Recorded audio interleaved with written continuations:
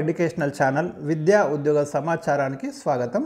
Daily GK and current affairs చాలా top most important questions అయితే మీతో డిస్కస్ చేయడం జరుగుతుంది.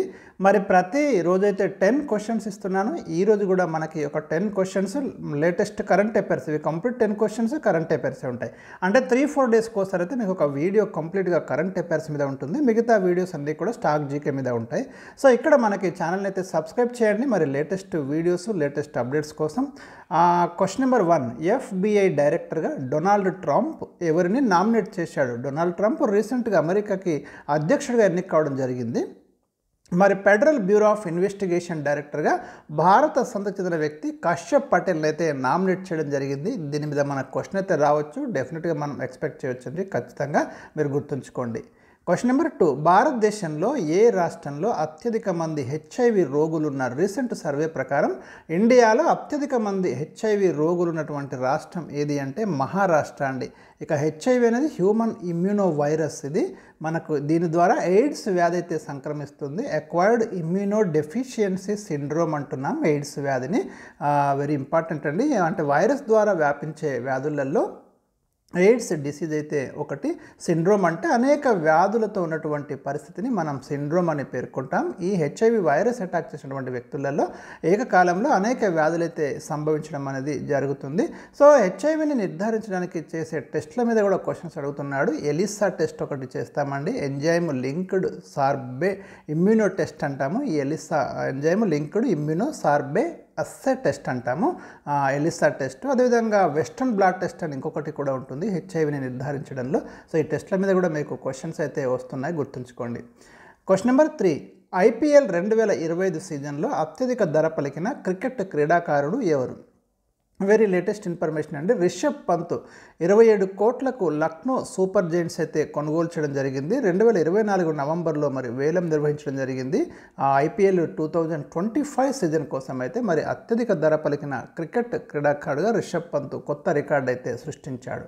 క్వశ్చన్ నెంబర్ 4, మాజీ భారత ప్రధానమంత్త్రి మరియు ఆర్థిక మంత్రిగా పనిచేసిన డాక్టర్ మన్మోహన్ సింగ్ ఏ తేదీన దివంగతులయ్యారు?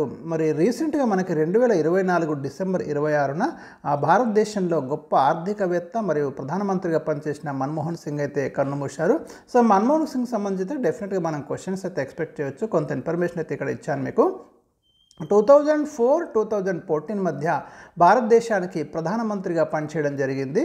1980-82 మధ్య ప్రణాళికా సంఘం సభ్యుడిగా పనిచేశారు. 1982-85 మధ్య రిజర్వ్ బ్యాంక్ ఆఫ్ ఇండియా గవర్నర్గా పనిచేశారు, 15వ గవర్నర్గా. 1985-87 మధ్య ప్రణాళికా సంఘం ఉపాధ్యక్షుడిగా డాక్టర్ మన్మోహన్ సింగ్ పనిచేశారు. 1991లో UGC చైర్మన్గా పనిచేశారు. అదే ఇయర్ 1991లో అస్సాం నుండి మొట్టమొదటిసారిగా రాజ్యసభకు అయితే ఎన్నిక కావడం జరిగింది. ఇక్కడ మనకి క్వశ్చన్ రావడానికి అయితే అవకాశాలు అయితే ఉన్నాయి. ఇక 1991-96 మధ్య PV నరసింహారావు ప్రధానమంత్రిగా ఉన్నప్పుడు డాక్టర్ మన్మోహన్ సింగ్ ఆర్థిక మంత్రిగా పనిచేయడం అనేది జరిగింది.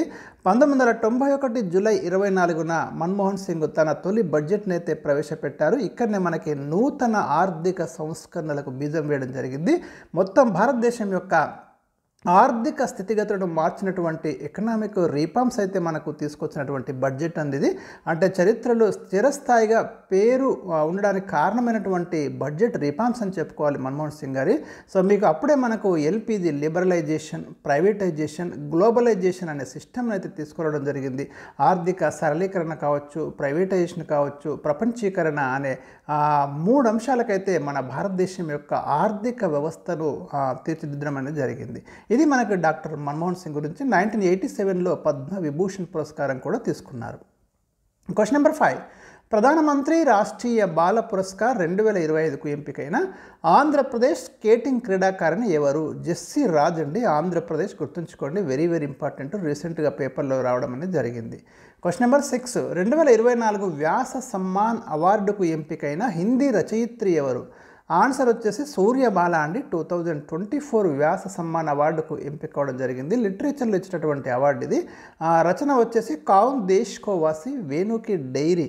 ఈ అవార్డును 1991లో KK బిర్లా ఫౌండేషన్ అయితే ఏర్పాటు చేసింది. వ్యాస సమ్మాన్ అవార్డు మీద గతంలో కూడా ప్రశ్నలు ఉన్నాయి. ఇలాంటి ఏరియాస్ మీద మనం క్వశ్చన్ అయితే ఎక్స్పెక్ట్ చేయవచ్చు. Question number 7, network readiness index 2024లో భారత్ యొక్క స్థానం ఎంత? 49th ప్లేస్లో ఉన్నాము. ముఖ్యమైన ఇండెక్స్ మీద క్వశ్చన్స్ వస్తున్నాయి, సూచికలు, సూచీలు, వాటిని గుర్తుంచుకోండి. ఇక యుఎస్ఏ దీంట్లో ఫస్ట్ ప్లేస్లో ఉందండి. యునైటెడ్ స్టేట్స్ ఆఫ్ అమెరికా అయితే మాకు ఫస్ట్ ప్లేస్లో ఉంది.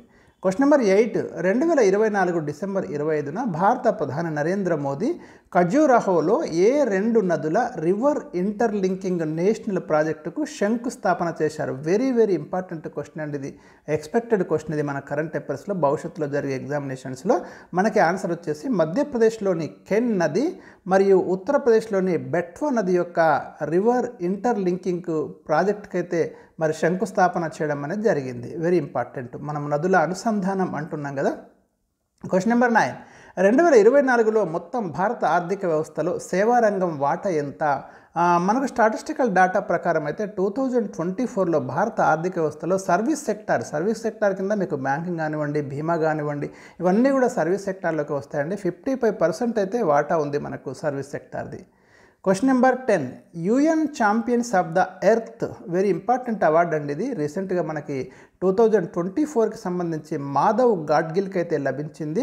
మీకు మాధవ్ గాడ్గిల్ పశ్చిమ కనుమలలో జీవ వైవిధ్యం, పర్యావరణ పరిరక్షణ మీద ప్రత్యేకంగా వేసినటువంటి కమిటీలో ఒక అధ్యయనం కూడా చేయడం జరిగింది. ఆ పర్యావరణ అంశాల మీద అవగాహన ఉండడం జరిగింది. సో మాధవ్ గాడ్గిల్కి అయితే మరి UN champions of the earth award 2024 ఇచ్చారు. చాలా చాలా ఇంపార్టెంట్. ఇది యుఎన్ఈపి అంటే యునైటెడ్ నేషన్స్ ఎన్విరాన్మెంట్ ప్రోగ్రామ్ అండి. దీని ప్రధాన కార్యాలయం నైరోబీలో ఉంది, కెన్యా రాజధాని నైరోబీలో. ఈ అవార్డు మనకి 2005లో మరి యుఎన్ఈపి అయితే ఏర్పాటు చేసింది.